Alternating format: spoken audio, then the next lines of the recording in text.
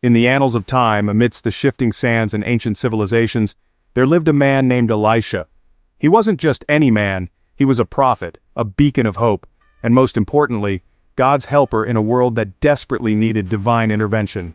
Elisha possessed a rare gift. He listened closely to God, attuned to the whispers of the divine. He sought guidance and wisdom in every moment, and through his actions and words, he showed everyone that God was near, not some distant, unreachable entity, but a present and loving force. Elisha's life, every step he took, every word he spoke, pointed to God's never-ending love, a love that knew no bounds. He learned from Elijah, a great prophet before him, absorbing his wisdom and understanding. Elijah eventually passed on his special coat, a symbol of his prophetic calling, and with it, his sacred mission. Elisha's job? What was he called to do? To help people in need, offering solace and support, to show God's power through miraculous acts, demonstrating his ability to heal and restore, and to bring hope to those who had lost it, reminding them of God's unwavering presence. The world was full of worries, a heavy burden carried by many. There was hunger gnawing at bellies, sickness weakening bodies, and fear gripping hearts. But Elisha carried a secret, a profound truth that he held close to his heart. He knew that God saw every tear that fell, and heard every prayer whispered in the darkness. And so Elisha set out on his journey, ready to help those in need, guided by his faith. He approached each day with a listening heart, eager to hear God's instructions, and a willingness to obey his divine will. He became a delivery man for God's miracles, bringing hope and healing wherever he went. His first stop on this divine mission, it was to visit a woman with nothing left, a soul teetering on the edge of despair. She had but empty hands, a symbol of her poverty, and a heart full of fear, dreading what the future held. But God was about to use Elisha, his faithful servant, to fill her life with hope, turning her despair into joy and her fear into faith. Elisha's journey, however, was just beginning, a path paved with faith and divine purpose. Every person he met along the way was a chance to show God's boundless love, a chance to make a difference in their lives. And so, with unwavering faith, Elisha walked on, his staff in hand, ready for the next miracle, ready to serve, and ready to bring God's light to a world shrouded in darkness. One day, a desperate widow came to Elisha. Her husband was gone and her sons were about to be taken away. She had nothing left but a tiny jar of oil. Elisha asked her to borrow as many empty jars as she could from her neighbors. She and her sons filled their house with empty containers. Elisha told her to pour her oil into the jars. Miraculously, the oil kept flowing until every jar was full. She sold the oil, paid her debts, and saved her sons. God turned her little bit into more than enough. Elisha showed that even when we have almost nothing, God can provide. The woman's fear turned to joy. Her empty hands were filled. Her heart overflowed with hope. God's love was bigger than her troubles. Elisha's journey of miracles continued. In the town of Shunem, there lived a kind and generous woman. Recognizing Elisha as a man of God, she decided to build a special room for him. To thank her for her hospitality and kindness, Elisha wanted to give her a special blessing. He promised her that she would have a son, a child of her own. And just as Elisha had promised, she did. The woman conceived and gave birth to a healthy baby boy, filling her life with joy. Years later, tragedy struck. Her son, now a young boy, became very sick. Despite her best efforts, his condition worsened and he died. Heartbroken and desperate, the mother laid him on Elisha's bed, remembering the prophet's power and hoping for a miracle. Overcome with grief and a sliver of hope, she rushed to find the prophet, determined to seek his help in this darkest hour.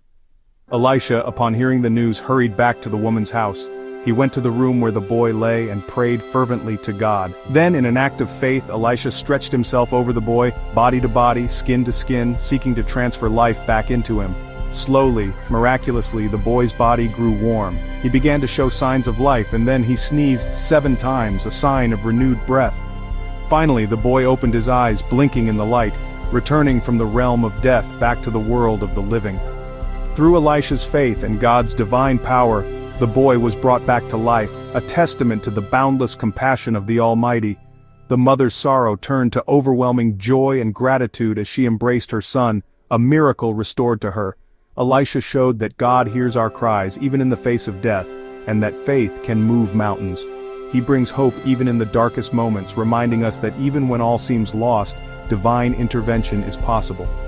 Miracles weren't just for strangers, they were for friends too, demonstrating God's personal care and concern for those we love. God's power could reach into any home, no matter how humble, bringing comfort and healing where it was needed most.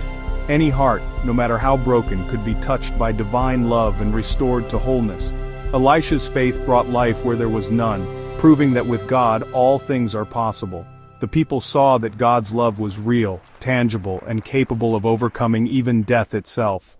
Elisha's journey was filled with wonder, a testament to the power of faith and the miracles that can unfold when we trust in God. And hope was never far away, always shining brightly on the horizon, guiding those who seek it through the darkest of times. Elisha showed God cares deeply about every problem, demonstrating that no concern is too insignificant for divine attention, big or small. He understood that whether the challenge was immense or seemingly trivial, God's compassion and power were equally available. Once, a poisonous stew threatened a group of prophets, casting a shadow of fear and uncertainty over their meal. Elisha added flour, a simple act of faith and intervention in the face of potential disaster. And the stew became safe to eat, transforming a moment of peril into one of communal relief and gratitude. Another time, facing a multitude with limited resources, he fed 100 men, a seemingly impossible task. With just a few loaves of bread, a testament to God's ability to multiply and provide beyond human limitations. Everyone ate, and there were leftovers, demonstrating God's abundant provision and care for his people. God made a little bit more than enough, showcasing his generosity and willingness to exceed expectations. The greatest healing came for Naaman, a man of high status and military might, a powerful commander afflicted with leprosy, a debilitating and socially isolating disease. Elisha told him to wash 7 times in the Jordan River, a seemingly simple instruction for such a grave condition. At first, Naaman was angry, his pride wounded by the perceived simplicity and unimportance of the task. But he obeyed, humbling himself and setting aside his initial reservations. On the 7th dip, after repeated acts of faith and obedience, his skin was healed, clean as a child's, a miraculous transformation that defied all expectations. Naaman learned that trusting God, not pride, brings healing, a profound lesson in humility and faith. Elisha's miracles showed God's kindness in every situation, revealing his compassionate heart for humanity. God could fix mistakes, restoring what was broken and making things new, feed the hungry, providing sustenance and meeting the needs of those in want, and heal the sick, bringing wholeness and restoration to those suffering from illness. No trouble was too small for God's care, and no challenge was too great for his power. Elisha's faith made the impossible possible, demonstrating the limitless potential of trusting in God. God's love was always enough, a constant and unwavering source of hope, healing and provision. Elisha knew God's love was for everyone, even enemies. When an enemy army surrounded his town, Elisha's servant was terrified. Elisha prayed, and God opened the servant's eyes to see a heavenly army protecting them. Elisha prayed again, and the enemy soldiers were blinded. He led them safely into Israel's capital. The king wanted to destroy them, but Elisha said, "Feed them instead." The king prepared a feast for his enemies and sent them home unharmed. The soldiers never attacked again. Elisha showed that kindness is more powerful than force. God's way is to love, forgive, and make peace.